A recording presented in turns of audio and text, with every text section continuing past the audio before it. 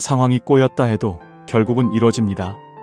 창세기 37장 읽기 전에 여러분, 우리 하나님은 어떤 분이십니까? 말씀하시고 반드시 이루시는 분이십니다. 아브라함에게 무려 3가지 놀라운 약속을 주셨어요. 너를 통해 큰 민족이 일어날 것이고 이 민족이 들어갈 가나안 땅을 반드시 얻게 될 것이다. 그리고 그곳에서 유다 족속을 통해 왕이 일어나고 그 왕가를 통해 메시아를 보내줄 것이다. 이 메시아로 말미암아 온 세상이 복을 받게 되는 것입니다. 이 엄청난 약속이 이삭에게 전해졌고 창세기 28장에서는 형 에서를 피해 도망치던 야곱에게까지 전달되었습니다. 그런데 야곱은 어떻게 살았을까요? 삼촌 집에서 무려 20년간 오직 돈 벌고 결혼하고 자식 낳는 일에만 온 정신이 팔려 있었던 거예요.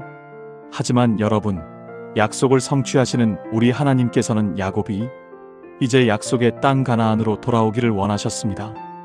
어떻게 하셨을까요? 야곱을 큰 부자로 만드셔서 삼촌과 그 아들들의 질투와 시기를 받게 하시고 결국 야반도주하게 만드신 거예요. 돌아오는 길이 순탄했을까요? 아닙니다. 밤새 추격해온 라반이 있었고 무려 400명을 끌고 야곱을 죽이려던 에서가 기다리고 있었어요. 하지만 하나님께서 모든 위험에서 지켜주셨습니다. 그런데 문제는 여기서 끝나지 않았어요. 야곱이 세겜에 정착해서 또다시 땅 사고 집 짓고 돈 벌며 편안하게 살려고 할 때 하나님께서는 34장에서 충격적인 일을 허락하셨습니다.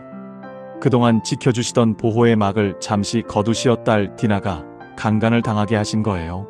그 후 시므온과 레위가 세겜 부족을 학살하면서 야곱은 어쩔 수 없이 다시 베델로 올라갈 수밖에 없었습니다. 그곳에서 하나님의 약속을 다시 확인받고 헤브론에서 아버지 이삭과 함께 거주하게 되었죠. 이삭은 180세에 세상을 떠났습니다. 이제 드디어 하나님의 큰 그림이 펼쳐집니다. 애굽으로 들어가게 할 하나님의 약속이 성취될 때가 온 것입니다. 창세기 37장은 바로 이 놀라운 계획의 시작입니다.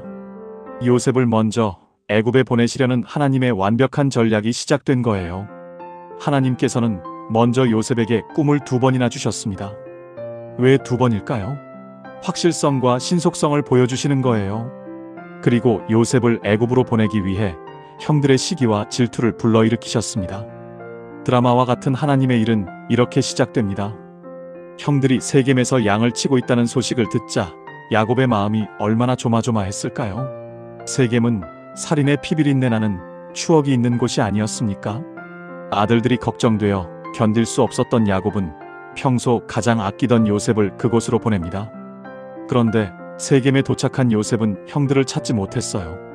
형들은 도단으로 이동해 있었던 것입니다. 여러분, 여기서부터는 정말 아찔한 순간의 연속입니다. 도단에서 요셉을 발견한 형들은 살인 계획을 세웠어요. 구덩이에 던져버렸습니다. 하지만 바로 그 순간 유다의 제안으로 지나가던 미디안 상인들에게 팔려가게 됩니다. 여러분, 이 모든 것이 정말 우연의 연속처럼 보이지 않습니까? 하지만 아닙니다. 이 모든 상황들이 바로 애굽으로 하나님의 백성을 이주시키려는 하나님의 완벽한 계획이 실행되고 있는 과정이었던 것입니다. 그리고 이 놀라운 하나님의 뜻은 그 누구도 막을 수 없었습니다. 우리의 인생도 정확히 이와 같습니다. 우리의 죄성, 실수, 철없는 행동, 시기와 질투, 다툼, 내 계획, 남의 계획, 이 모든 것들이 복잡하게 엉켜서 도대체 앞으로 어떻게 될지 아무도 예측할 수 없는 것처럼 보입니다. 하지만 놀라운 사실은 이 모든 상황과 환경조차도 하나님의 완벽하신 다스림 안에 있다는 것입니다. 결국은 반드시 하나님의 뜻이 이루어집니다. 그렇다면 우리는 어떻게 해야 할까요? 이해할 수 없는 상황 속에서 우리가 할 수 있는 최고의, 최선의 반응이 무엇일까요? 바로 감사입니다. 여러분, 놀랍게도 요셉은 시편 105편에서 말씀으로 연단받는 그 어려운 시기에도 하나님께 한 번도 불평하지 않았습니다. 왜 그럴 수 있었을까요? 바로 하나님께서 주신 꿈이 있었기 때문입니다. 하나님의 꿈과 약속을 마음에 품고 있는 사람이라면 요셉처럼 할 수 있습니다.